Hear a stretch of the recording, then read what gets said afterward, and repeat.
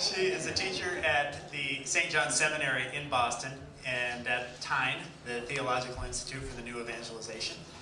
And she's here to talk to us. You can read her bio. It's fun to read. Some of the highlights: her and her husband have 5 kids. There's a typo. Well, they had 2 more, so it's not a typo. They have 5 kids. And she wrote a book about Margaret Sanger's eugenic legacy. It's called The Control of Female Fertility. So she's going to come talk to us now about fighting Goliath, the Planned Parenthood opposition, and kind of give us a sense. And Leah, you said it's not a fight, but in matters of life and death, it probably is a fight. So please welcome Dr. Angela Franks.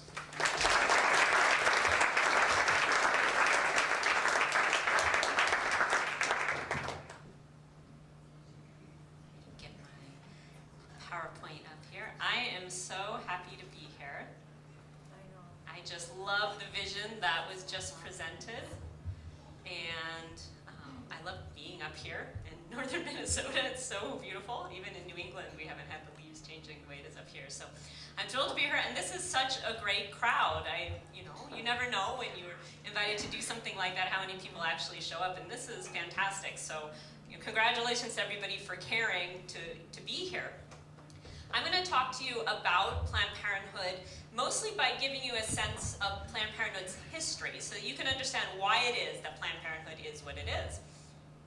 And to understand Planned Parenthood, you first need to get a sense of how the world out there perceives Planned Parenthood. Pro-lifers just have a second sense. Even if you don't know much about Planned Parenthood, you know it's bad news. But the world out there does not know it's bad news. So you've got, the beautiful annual reports, and Planned Parenthood protects women's health, and it's all about health and freedom, right? And who's against women's health and freedom after all, right? So that's what Planned Parenthood is working off of, this idea that, well, you can't be against women's health and freedom. In fact, however, if you study Planned Parenthood's founder, which is Margaret Sanger, you realize that Planned Parenthood is not simply about women's health and freedom, and in fact, their understanding of women's health is very distorted. So first of all, some facts about Sanger. Those are her dates. She fudged the first date a lot.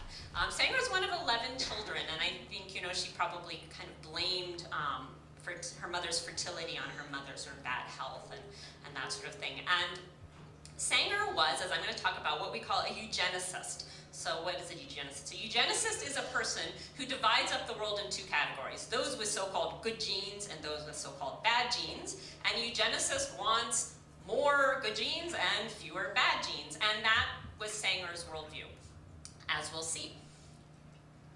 Eugenicists call the people with supposedly bad genes the unfit, quote unquote. And different eugenicists would have different lists of who were the so-called unfit, but everybody agreed on these 3, that the unfit, quote unquote, were the poor, the physically disabled, and the cognitively or mentally disabled. And these were the people who were targeted by the eugenics movement for things like sterilization, or especially in Sanger's case, trying to get them to use contraception, as we'll see. So Sanger was fortunately very upfront about what she stood for. She never tried to, finesse things or go the PR route. So here in 1920, here she's stating straightforwardly what her goal is, which is nothing more or less than the facilitation of the process of weeding out the unfit, of preventing the birth of defectives or of those who will become defectives. That was, Sanger's own words, her own worldview, that's what she was doing. And it was going to have other effects, but it was going to have these other good effects because of this eugenic effect in her mind. Well, what happens if, you're a member of the so-called unfit and you don't want to have your fertility taken away from you? And this was the kind of thing that eugenicists struggled with all the time. And of course, if you're a eugenicist, you don't think you're the unfit, right? You're part of the so-called fit, you're part of the good guys. nobody self-identifies as the unfit. And that was certainly, of course, true with eugenicists. And they struggled with this idea. How do we make, if we think that these people, are kind of almost cripplingly stupid, how are we going to make them do something that's so good for them? This was the eugenic dilemma. And Sanger said, well, possibly drastic and Spartan methods may be forced upon society if it continues complacently to encourage the chance and chaotic breeding that has resulted from our stupidly cruel sentimentalism. People, get a little confused when they see that word sentimentalism. This was a common eugenic code word for essentially charity.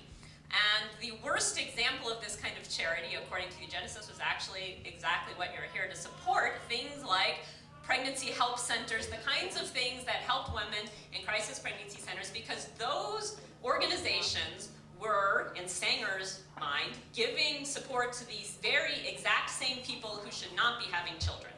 And so that was sentimentalism for a eugenicist, encouraging the so-called unfit to have children. Sanger said this is wrong, and she has a whole chapter in a book called The Cruelty of Charity, why this kind of misguided charity actually harms the world. And so what do you do when people out there are being encouraged to have children? She said, you know, we might have to have these drastic methods. Well, what does that mean? The state might have to step in.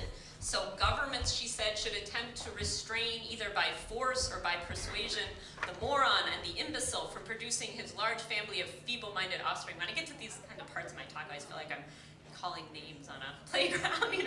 Well, we don't realize, these terms like idiot and imbecile, these are actually considered scientific terms to eugenicists. They were supposed to designate different levels of IQ, and the idiot was, especially though the feeble-minded were kind of really dangerous because they were almost normal, so everybody thought they were normal, but they're actually not really normal, so they're kind of like the unfit that everybody thinks might be fit. This is the eugenic worldview, and so that's what she's referencing. And she said government is going to have to step in, either by persuasion, but very possibly by force. Well, how is the state going to do that? Has anybody heard of the Buck v. Bell decision? 1927, so it's what I call the Roe v. Wade of the 1920s. In that decision, Supreme Court Justice Oliver Wendell Holmes said 3 generations of imbeciles are enough, and the Supreme Court, by an 8-to-1 decision, determined that it was constitutional for states to forcibly sterilize their citizens if those citizens were determined to be the so-called unfit. And so, as a result, through the 1960s, as far as we know, nearly 70,000 Americans were sterilized. And we know this kind of thing happened in Nazi Germany. In fact, the law that was passed in Nazi Germany in 1933 was the American model sterilization law that fortunately was never passed in its entirety anywhere here, but it was basically passed in its entirety in Nazi Germany, and that initiated the horrific Nazi Germany sterilization program. But we did it here too, and it was mostly people in institutions like Carrie Buck. There's a picture of her there. It's funny, one of my friends saw a documentary on PBS on Carrie Buck, in which the documentary, people in the 80s tracked her down. She was no longer in the institution. It turned out that Carrie Buck was actually of normal intelligence, that she was put in an institution because, I can't remember if she was in a crisis pregnancy center, or I think she was the product of some kind of crisis pregnancy situation, maybe it was incest or something, and so she, as a child, was put into an institution and was sterilized, and not only she, but many other Americans were sterilized in institutions, often even without their knowledge. They were told that they needed to have an operation, they were told they needed to have their appendix out or something, and they were actually being sterilized, and would find out later when they left the institution, when they couldn't have kids, that they had actually been surgically sterilized.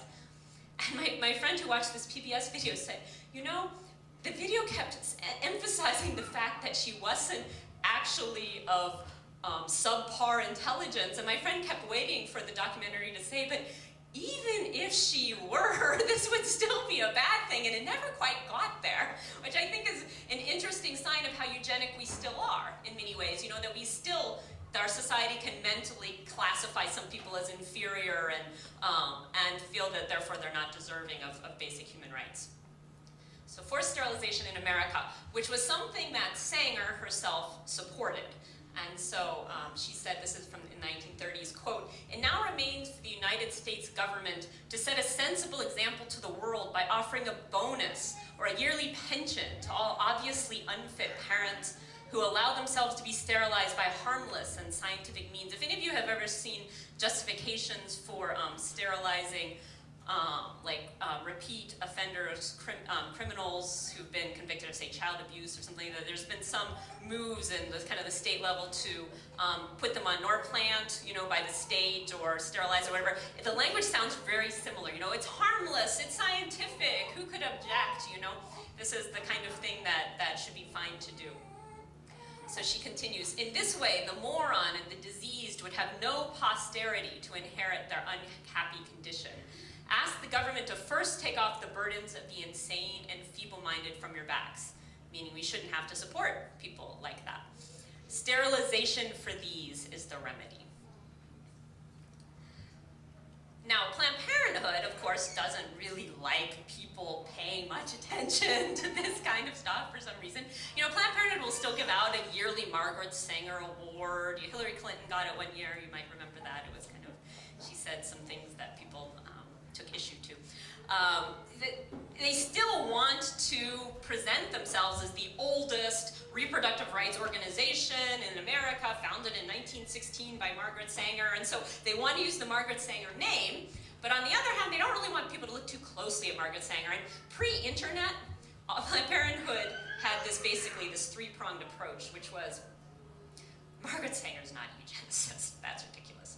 Secondly, well, even if she were, she did so many other great things. And thirdly, let's talk about something else. Let's talk about how great she was in other ways.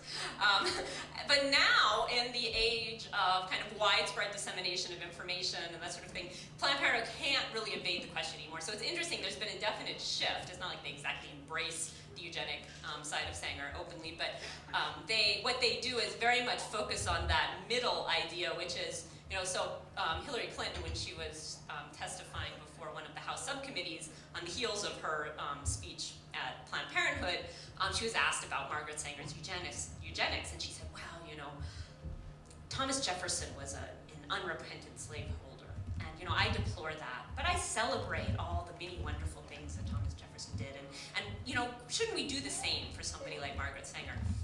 The difference being, of course, that Thomas Jefferson, the reason we celebrate Thomas Jefferson is not because of his slaveholding, but Margaret Sanger, her whole purpose in life was eugenics and birth control and promoting eugenics through birth control, and so it's not exactly a very apt analogy.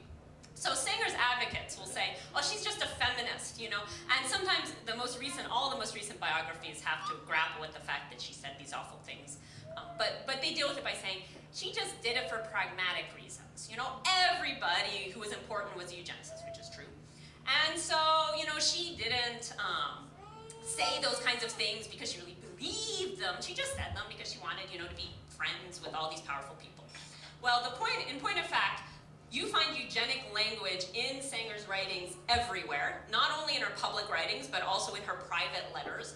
And you also have the fact that Sanger surrounded herself with eugenicists. And so, in fact, you can't really support the argument that Sanger didn't actually believe this. In fact, Sanger always pretty much believed what she said. She didn't really feel the need to fudge too much. So here's a picture, oops, sorry, what did I just do? Here's a picture of Mr. H.G. Wells. There we go. And he was one of Sanger's lovers. Just keeping count. So many of them. In his last book, Mr. H.G. Wells speaks of the meaningless, aimless lives which cram this world of ours.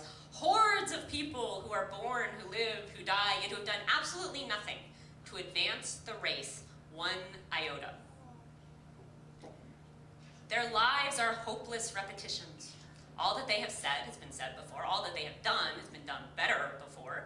Such human weeds clog up the path, drain up the energies and resources of this little earth.